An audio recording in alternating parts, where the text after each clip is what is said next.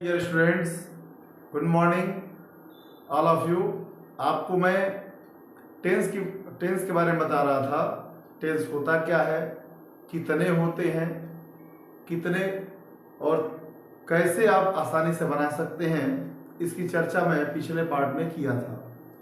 आज आप अगले पार्ट में देखेंगे कि इंडेफिनिट बनाए थे प्रेजेंट इंडेफिनिट टेंस, वो कैसे कन्वर्ट करके पास्ट बनाएंगे। मतलब प्रेजेंट इंडेफिनिट टेंस को बना लिया आसानी से, उसका पॉजिटिव नेगेटिव इंडिकेटिव तीनों रूल पढ़े थे। अब इसके बाद क्या आपको देखना है कि आखिर इंडेफिनिट है तो तीनों इंडेफिनिट में अंतर क्या है, क्या तीनों में समानता है या डिफरेंस है। अगर डिफरेंस है तो कौन सा डिफरेंस है ना। तो आइए इन सब की चर्चा हम लोग करेंगे। इंडेफिनिट में मैंने पढ़ाया प्रेजेंट इंडेफिनिट टेंस। टेंस मैंने बताया था, टेंस कितने होते हैं, तीन होते हैं। तीन के चार चार प्रकार होते हैं। कौन कौन? Indefinite continuous, perfect, perfect continuous, इस सब की चर्चा मैंने किया था। अब आप पढ़ेंगे आज क्या, पास्ट इंडेफिनिट टेंस। क्या पढ़ेंगे आप? Past indefinite tense. कैसे इसको पहचानेंगे आइए बताते हैं, है ना। पहचान लिख लीजिए, रिकॉग्निशन। रिकॉग्निशन पहचानने का तरीका क्या है, क्या तरीका है, क्या ट्रिक है, कैसे पहचानेंगे बच्चों। देखिए, कहेंगे हिंदी वाक्य के अंत में, हिंदी वाक्य के अंत में था, थी, थे, या, ये, या था, थी आदि शब्द आते हैं। आदि शब्द आते हैं। आपने क्या सीखा? हिंदी वाक्य के अंत में था, थी, थे, या, ये, या था, ये थी, याद शब्द आएगा तो क्या पहचानेंगे? कहेंगे पास्ट इंडेफिनिट टेंस है। क्या है? पास्ट इंडेफिनिट टेंस है। सबसे पहले आपको पहचानना होगा, जब पहचान लेंगे तो उसको बना लेंगे। ठीक है, चलिए अब आपको बता रहे हैं rule of positive sentence. Rule of positive sentence. Rule of positive sentence देखते हैं क्या है इसका पैटर्न। सब्जेक्ट प्लस वर्ब की second form plus object plus extra word. जैसे आपको मैंने बताया था पिछले पार्ट्स में, वैसे ही इसमें भी आपको बनाना। उसमें क्या करते थे आप? तुलना करिए। तो जब हम कंपेयर करते हैं तो वर्ब की, उसमें फर्स्ट फॉर्म का प्रयोग करते थे प्रेजेंट इंडेफिनिट में, और इस इंडेफिनिट में क्या कर रहे हैं? वर्ब की second form. First form, second form, third form, तो इसमें सेकंड फॉर्म का यूज करेंगे। बाकी सब वैसे ही है। आइए एग्जाम्पल से समझते हैं बच्चों। एग्जाम्पल से समझते हैं हम लोग। जैसे रमेश विद्यालय गया। या आ गया ना, देखिए या आया, क्या पहचानेंगे? ये पास्ट इंडेफिनिट टेंस है। जब पहचानना सीख लिए तो बना भी लेंगे। या अगर ऐसे ही वाक्य रहे कि रमेश, देखिए मैं तीन प्रकार से बता रहा हूं आपको, कंफ्यूजन में नहीं पड़ेंगे आप। रमेश विद्यालय जाता था। जाता था, क्या कहेंगे? वह दोनों एक ही तरीका पहचानेगा ना, था, थी आ रहा है तो। या रमेश विद्यालय गया था। समझ रहे आप लोग? बताइए आप क्या करेंगे बच्चों? अब कैसे बनाइएगा आप? पहले सब्जेक्ट ढूंढेंगे। सब्जेक्ट को कैसे ढूंढेंगे आपको बताया था ना, कैसे ढूंढेंगे बताइए। वाक्य में क्या प्रश्न करेंगे? कौन। क्या प्रश्न करेंगे? कौन प्रश्न करेंगे तो क्या मिलेगा? सब्जेक्ट मिलेगा। समझ रहे हैं ना? यस सब्जेक्ट मिलेगा। तो बताइए, ये हो गया रमेश। उसके बाद वर्ब की सेकेंड फॉर्म। सेकेंड फॉर्म जाना का क्या होता है? गो का सेकेंड फॉर्म क्या होता है? बोलिए, वेंट। समझ में आया? गो का सेकेंड फॉर्म क्या हो गया? वेंट। और उसके बाद एक्स्ट्रा वर्ड में, अरे ऑब्जेक्ट में कुछ दिख रहा है आपको? क्या अथवा किसे प्रश्न करें तो ऑब्जेक्ट मिलेगा, क्या किसे कुछ नहीं मिलेगा। एक्स्ट्रा वर्ड में आ रहा है टू स्कूल। टू का प्रयोग क्यों कर रहे हैं? गति के साथ जा रहा है, जाएगा तो गति के साथ, इसलिए टू का प्रयोग करते हैं। तो रमेश विद्यालय को गया या रमेश विद्यालय गया, ठीक है ना? तो ऐसे आप बना लेंगे वर्ब की सेकेंड फॉर्म का प्रयोग करके। मैंने आपको तीनों समझा दिया, ठीक है। अब रही बात नेगेटिव की, तो नेगेटिव सेंटेंस कैसे बनाएंगे आप? नेगेटिव सेंटेंस कैसे बनाएंगे जरा बताइए। नेगेटिव में क्या करेंगे? रूल में लिखेंगे बच्चों, subject plus did not, did plus not, है ना? डीड प्लस नॉट, याद रखिएगा। डीड प्लस नॉट प्लस, अब यहाँ क्या होगा? मेन वर्ब की first form plus object plus extra word. आ रहा समझ में? बोलिए, ये निगेटिव हो गया पहला रूल। फिर वैसे ही जैसे नेवर कभी नहीं आता था, कभी नहीं आने पर क्या कर रहे थे आप? नेवर का यूज करते थे ना। ये रूल फर्स्ट हो गया बच्चों, रूल फर्स्ट। रूल सेकंड में आ जाइए, क्या करेंगे? कभी नहीं आने पर तो subject plus never plus verb की सेकंड फॉर्म, ध्यान दीजिएगा, वर्ब की सेकंड फॉर्म का यूज करेंगे plus object plus extra word. आप देख रहे हैं ना, नेवर वाले वाक्य में क्या करेंगे? वर्ब की सेकंड फॉर्म का प्रयोग करें। क्यों? क्योंकि डिड का प्रयोग नहीं हो रहा है। ऐसे आप समझेंगे, ठीक है ना? तो जैसे उसमें डू डज का प्रयोग कर देते तो डू का सेकंड फॉर्म डीड हो गया, हेल्पिंग वर्ब लग रहा है ना डीड, इसलिए वर्ब की फर्स्ट फॉर्म का प्रयोग करेंगे।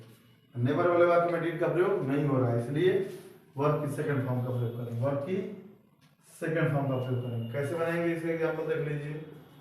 एग्जांपल में क्या कहेंगे? कहेंगे कि तुमने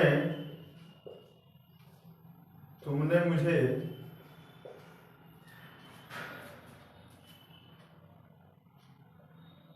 मेरा कलम नहीं दिया, मेरा कलम नहीं दिया। क्या हो जाएगा बच्चों बताइए? तुमने मतलब तुम, बनाएंगे यू, उसके बाद नहीं है ना तो डिड नॉट का प्रयोग करेंगे। क्या करेंगे? डिड नॉट का प्रयोग, यू डिड नॉट। देने में क्या होता है? गिव। मुझे तो मी, मेरा कलम माई पेन, क्या? तो मेरा कलम। देखा आपने? ये नेगेटिव रहा, ठीक है। स्क्रीनशॉट ले लीजिए आप। इसके बाद मैं फिर आगे बता रहा हूँ आपको, नेगेटिव बना लेंगे। और एक और सेंटेंस है नेगेटिव, इसके बाद इंट्रोगेटिव बना लेंगे, है ना? चलिए देखते हैं। नेगेटिव में आपको पहला मैंने सिखाया, है ना? पहला आपने सीखा। सेकंड कैसे बनाएंगे? जैसे माता जी, वाक्य आ गया कि माता जी कभी झूठ नहीं बोलती थी, झूठ नहीं बोलती थी, झूठ नहीं बोलती थी। तो बताइए क्या बनाएंगे? ये सेकंड एग्जांपल ले लीजिए। तो कभी नहीं आ रहा है ना, क्या लिखेंगे? माता जी का मदर जी नहीं लिखेंगे, क्या लिखेंगे बच्चों? मदर डिड नॉट, झूठ बोलने का क्या बताए थे? Tell a lie, sorry did not से नहीं बनाएंगे, कभी नहीं है बच्चों। तो नेवर का प्रयोग करेंगे, और टेल का क्या हो जाएगा, टोल्ड। और लाई, अगर डिड नॉट का प्रयोग करके बनाना चाहे तो बन सकता है ऐसे, देखिए आर करके मैं लिख दे रहा हूँ कि मदर डिड नॉट, तब यहाँ टेल लिखना पड़ेगा, टेल और लाई, और नहीं का तो यहाँ से आ गया, अब कभी कभी एवर लिख लीजिए, एवर, ईवर मतलब होता है कभी, ऐसे ही बना लेंगे, दो तरीके आपको बता दिए। रही बात इंट्रोगेटिव की, तो इंट्रोगेटिव में भी आप क्या करेंगे, इंट्रोगेटिव बच्चों कैसे बनाएंगे बताइए। इंट्रोगेटिव में आप सबसे पहले, जैसे आपने उसमें बनाया था रूल फर्स्ट में, है ना, दो प्रकार का बनाया था ना, क्या पहले आने पर और प्रश्नवाचक शब्द बीच में आने पर। तो क्या पहले आए तो क्या करेंगे, इसमें डिड लगा, तो इसमें जैसे डू डस का प्रयोग करते थे, इसमें डिड का प्रयोग करेंगे, डिड प्लस सब्जेक्ट और जितना बचा लिख लीजिए, प्लस वर्ब की फर्स्ट फॉर्म हो जाएगा, plus object plus extra word, question mark जरूर लगा देंगे बच्चों। सेकेंड रूल क्या है, क्वेश्चन वर्ड लगा लीजिएगा, जो भी कब क्यों क्या कैसे आएगा तो उसकी इंग्लिश लिख लेंगे, बाकी सब वैसे ही, बाकी सब क्या करेंगे वैसे ही लिख लेंगे, did plus subject plus verb की first form plus object plus extra word, ठीक है। अब चलिए एग्जाम्पल देखिए, क्या पिताजी आज तुम्हें पैसा दिए, पैसा दिए, क्वेश्चन मार्क, बताइए क्या बनाएंगे। तो सबसे पहले आप डिड का प्रयोग करेंगे, चाहे कोई भी सब्जेक्ट हो, सिंगुलर हो या प्लूरल हो। प्रेजेंट में क्या देखते थे, ये देखते थे कि सिंगुलर है कि प्लूरल है, सिंगुलर के साथ डस, प्लूरल के साथ डू, लेकिन यहाँ आपको क्या करना है, डिड का प्रयोग करना है, डिड, और उसके बाद पिताजी का क्या होगा, फादर, है ना, देना का क्या होगा, गिव, पैसा तुम्हें, तुम्हें है ना, तुम्हें इंग्लिश पहले लिखिए या बाद में लिख सकते हैं, तो बाद में अगर यू लिखते हैं तो टू का प्रयोग करना पड़ेगा, यू, मनी, मनी, आज, तो टुडे लिखिए, है ना, ऐसे बना देंगे आप। चलिए एक और एग्जांपल लिख लीजिए, तुम्हें अंग्रेजी कौन पढ़ाया, तुम्हें अंग्रेजी कौन पढ़ाया। तो ये थोड़ा हट के है बच्चों, बता रहा हूं मैं, है ना, ये जरा हट के है, इसलिए क्योंकि जो हु क्वेश्चन करते हैं ना बच्चों, तो हु से ही प्रश्न सब्जेक्ट मिलता है, हु प्रश्न करने से, तो सब्जेक्ट का भी काम करता है और किसका काम करता है, क्वेश्चन वर्ड का भी काम करता है। किसका काम करता है बच्चों, सब्जेक्ट का भी काम करता है और क्वेश्चन वर्ड का भी काम करता है। तो अब क्या करेंगे, तो कौन की इंग्लिश लिखेंगे बच्चों, हु, उसके बाद पढ़ाना का टाट, है ना, इसमें डू डस का प्रयोग नहीं करते, डिड का प्रयोग नहीं करेंगे, है ना, वर्ब की सेकंड फॉर्म ना, हु टाट, यू इंग्लिश, तुम्हें तो यू, क्या तो इंग्लिश, क्या प्रश्न करेंगे तो ऑब्जेक्ट मिलेगा कौन सा, इनडायरेक्ट, डायरेक्ट ऑब्जेक्ट मतलब सजीव का। किसे प्रश्न करेंगे, किसे, तो तुम्हें क्या मिलेगा, इनडायरेक्ट ऑब्जेक्ट, जिसको सजीव कर्म कहते हैं। अगर इसका प्रयोग पहले करते हैं और इसका बाद में, तो यू से पहले टू लगाना पड़ेगा, ठीक है ना। ये ध्यान दीजिएगा, एक और एग्जांपल देते रहे हैं, आसानी से लिख लेंगे। जैसे मालिक ने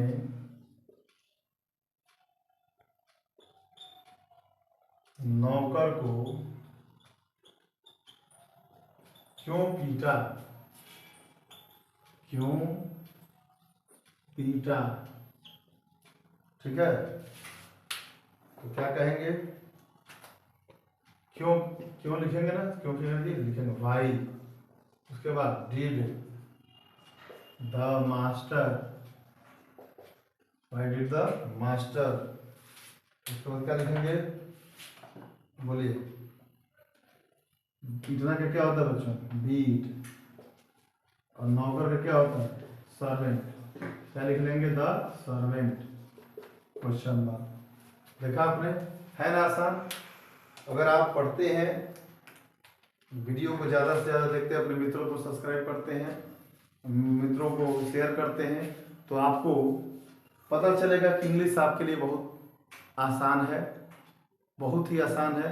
इतना आसान है कि आप समझ लीजिए कि इससे आसान कुछ हो ही नहीं सकता। मतलब आपको ध्यान देना है कैसे बनाना है, बस मेरे द्वारा बताए गए बातों पर अमल करिए, जैसे मैं बता रहा हूँ उस पर ध्यान दीजिए, और बढ़िया से बढ़िया आप क्या करिए, अपना परीक्षा में स्कोर लाइए। कहीं भी डाउट हो आप बताइए, ठीक है ना। मेरे चैनल को HR सर एजुकेशन पॉइंट को लाइक से सब्सक्राइब करेगा। Thank you.